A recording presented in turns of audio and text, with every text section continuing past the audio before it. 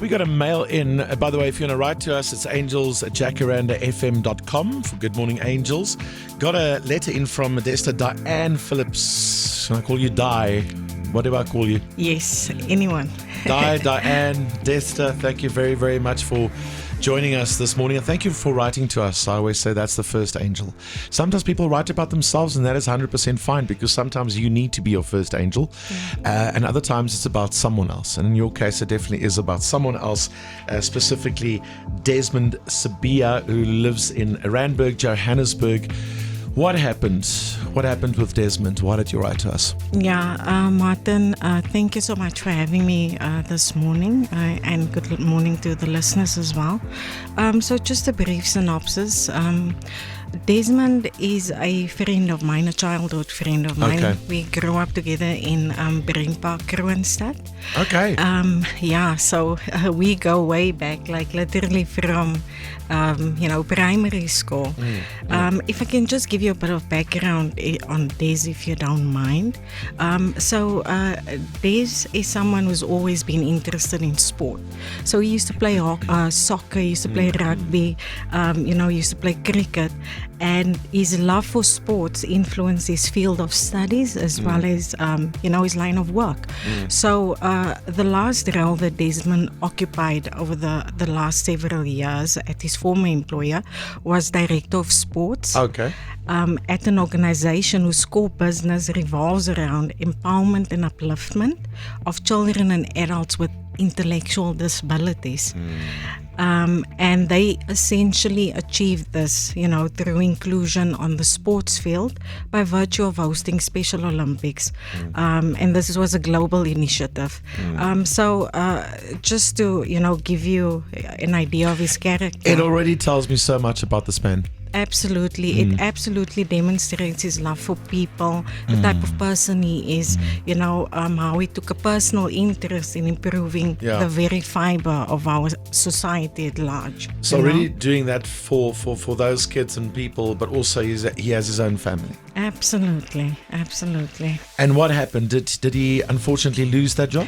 Yes. So that's the situational background that I'd like to touch on quickly, Martin. So Des hasn't been unemployed since March of this year, and he proactively took the decision to secure the integrity of his family's financial standing by downscaling, I think, which is the obvious thing to do when you find yourself in a financial predicament.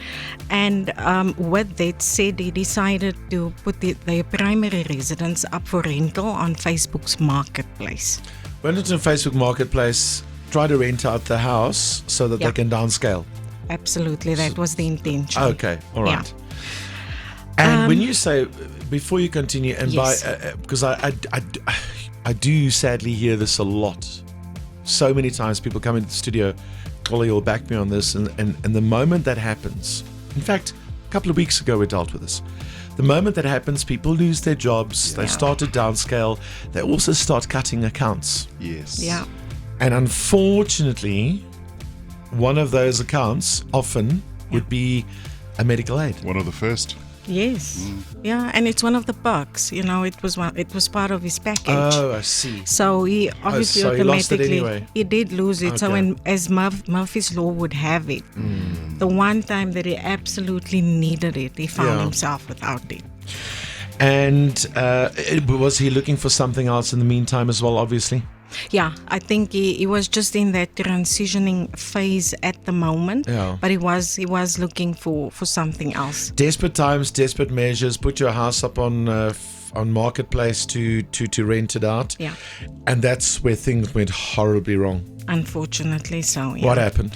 So, obviously, I just want to touch on the fact that, him not having medical aid and now he's in this situation, it's further amplifying, the dire financial situation that they're already finding, themselves in.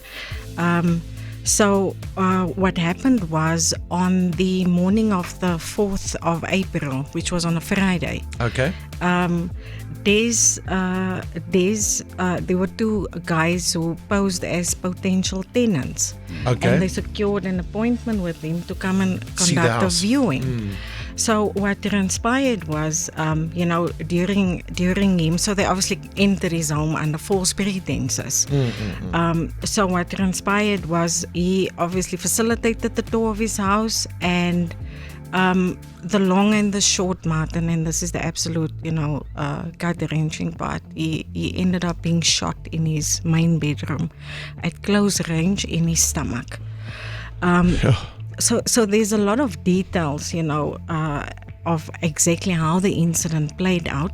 It was very traumatizing, and I obviously have to apply my discretion as far as disclosing certain type of information, because there is still an investigation going on. But I think that picture that you just painted now is everybody's worst nightmare. Yeah. And that's unfortunately, the times we live in. You're trying to rescue a desperate situation by putting your family home to rent it out so that you can, downscale while you get a new job. Yeah. And then some other people come and shoot you in the stomach. Yeah. And that is just fortunately though, he survived. He's in hospital right now. Yes, he survived. We thank God for that. He survived. He's in hospital. Obviously, this was a life-changing event. Yeah. He'll never be the same again. Just listening to the story and what he was exposed to, I'm traumatized.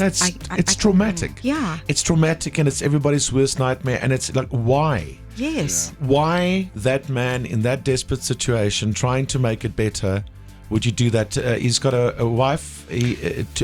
He has a wife, he has kids, he has a son that's 3 years old, and he has a daughter that's 8 years old. Oh, no. And the sad part is, since he's been admitted, he hasn't seen his children because they're not allowed in ICU. They're not allowed to go in the ward. So it's been tough on him. He's in good hands. He is. He is. I actually want to give a shout out to Dr. Botha and the rest of the medical staff who's been assisting him at Olivedale Clinic Netcare. They've really been so amazing to him. And that's where the costs come in. But you were proactive about it. Did someone start a fundraiser? Yes, his wife. His wife started the fundraiser. His wife started the fundraiser. It's on Back a Buddy. And, we've been gaining some, getting some support and stuff. And very grateful for that, obviously. So Desmond, as we said, is in hospital as we speak. Yes. And we'll hear from him next. My name is Desmond Sibiya. About a week ago, my life dramatically changed as I was robbed and shot in our house. I was rushed to hospital and since then have received 2 emergency surgeries. I'm grateful that I'm still alive this morning, but what has impacted my life was just my health and the fact that I have not been able to see my kids. I have, however, spoken to them, and that brings great joy to me. At the moment, our greatest need is just the medical bills that obviously came with this incident, but I thank God that I'm still here, and He has shown me that I still have a purpose and a role to play. Yes, I'm in pain. Yes, this has happened to me. But I'm so fired up and so grateful and ready to make a change once I get out of hospital. Thanks for your message, Desmond. We are thinking of you and your family, and you've got angels around you. Like Diana, who's in studio this morning, who wrote to us to Good Morning Angels. What is the amount that's needed? Okay, so as of yesterday, Martin, the medical bill stood at 350,000 rand. The Backup Buddy account that was initially set up, the target was 200, but at this point in time, we any amount, niks is te klein nie. Jy weet, enigiets kan help. So if we can just continue to get that type of support, but How much have you raised so far? Yes, so as of last night, the amount stood at 32,000 which is about 16% of the total target that we're trying to achieve. So you've raised 30,000 Rand. You need a whole lot more. Yeah. As I always say, I can get the ball rolling and hopefully encourage other generous, kind, compassionate people to come forward and help this family out. Desmond, his wife, his kids, his whole family. So I'm going to get the ball rolling this morning and give 100,000 Rand towards the medical treatment that he so desperately needs from the Good Morning Angels Fund. Thank you. So there's 132,000 Rand so far. Grab a cup of coffee. Thank you. I always know and hope that the right people are listening. We do have the most generous listeners in the whole of this country. And there's always someone listening. We're also in a very lucky position, very fortunate position to have a lot of decision makers around Gauteng and the rest of the country that tune into us in the morning. And then sometimes they phone the CFOs and the CEOs and say, listen, can we give something extra? So let's see what comes in. Diane, speaking about Desmond, what a tragic, horrible thing to happen to a dad with young kids and a wife, and he did nothing. Yeah, He tried to rescue a situation. I was about to say, if anything, he made the tough decision. Yes, He did the hard thing to rent out the family home. Yeah, that's not an easy thing to do. But we know in this country, unfortunately, all you have to do is just to go about your daily routine, and even sometimes try and be nice. Yeah. And you'll pay for it. Yeah. Because of the crime stats and the criminals. Yeah, who are doing the opposite. They're looking for the shortcuts. Seriously, dude. It's like it's terrible. It's so disheartening. But we are reminded, at least on a Wednesday every week on this show, about the kind and the generous and the good people of South Africa. Good Morning Angels. Breakfast with Martin Bester.